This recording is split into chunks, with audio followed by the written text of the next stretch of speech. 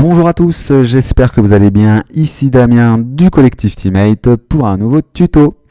Aujourd'hui, je vous propose de continuer la suite de notre formation dédiée à la création d'un thème e-commerce sous WordPress. Donc pour les personnes qui n'ont pas suivi la première partie du tuto consacré à la création graphique du thème sous Photoshop et au montage HTML CSS avec Dreamweaver, eh bien, je vous mettrai directement à disposition les sources HTML afin que vous puissiez suivre ce tuto sans trop de problèmes dans les fichiers sources. Donc nous apprendrons à créer dans un premier temps un serveur local et à créer une base de données pour lancer l'installation et la configuration de WordPress. Ensuite, pour les novices sur WordPress, je vous ferai une petite présentation détaillée de l'interface d'administration, donc du back-office, pour que vous soyez parfaitement autonome et à l'aise une fois la formation terminée. Nous apprendrons à découper les différentes parties de notre site internet grâce aux include PHP. Notre header, sidebar et footer seront dans des pages PHP différentes. Nous les appellerons dans tous nos modèles de pages.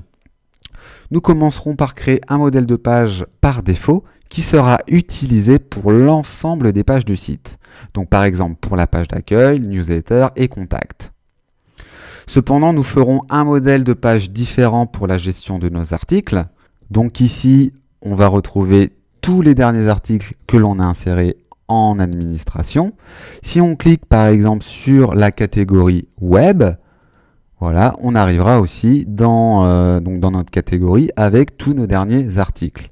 Si on clique sur détail, et bien là nous arriverons sur la page de l'article concerné et nous installerons des boutons de partage donc sur tous nos articles.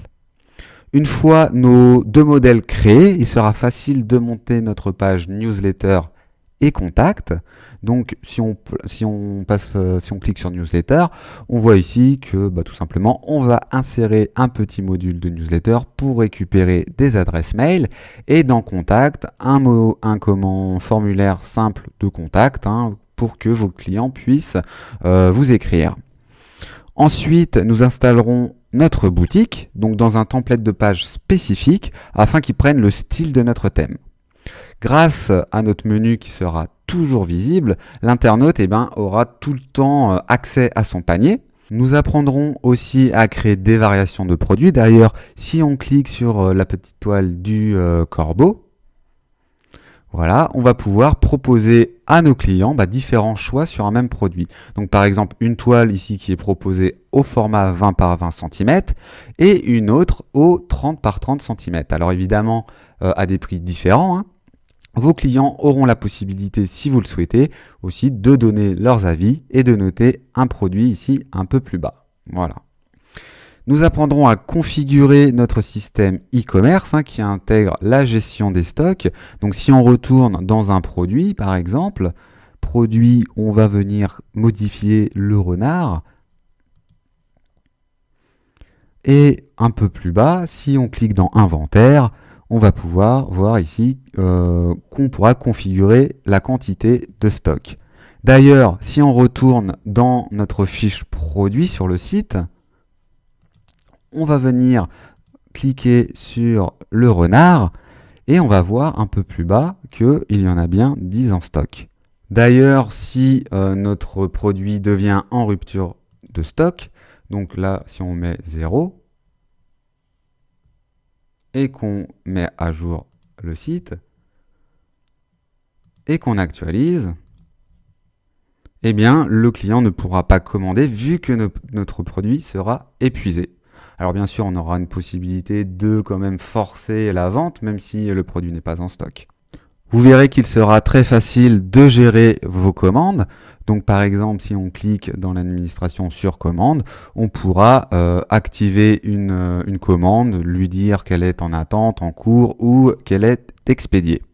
On verra comment configurer les taxes en fonction de votre activité, les options de livraison et aussi les options de paiement. Donc si on retourne par exemple dans une fiche produit, donc pas le renard puisqu'on vient d'épuiser le stock, mais sur par exemple le corbeau, qu'on lui spécifie donc une taille de 20 par 20, qu'on l'ajoute au panier.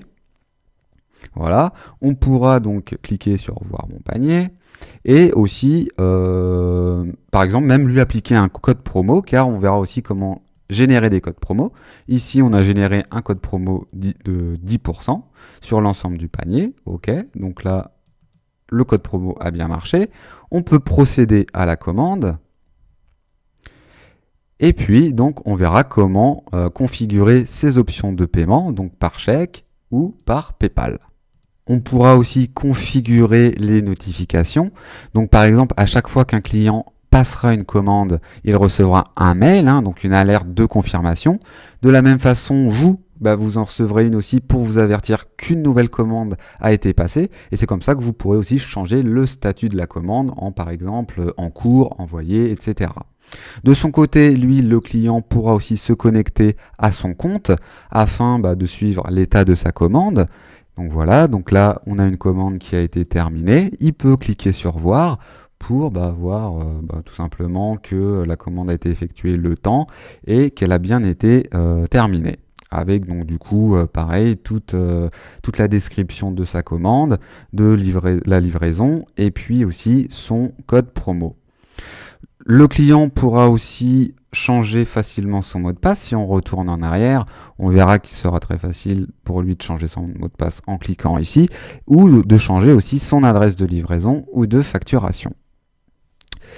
Voilà pour cette présentation. J'ai essayé d'être le plus clair possible, aussi bien dans la partie intégration du thème que dans la partie e-commerce. J'espère que cette formation vous plaira et qu'elle vous servira pour vos projets professionnels ou personnels. A tout de suite pour commencer le tuto.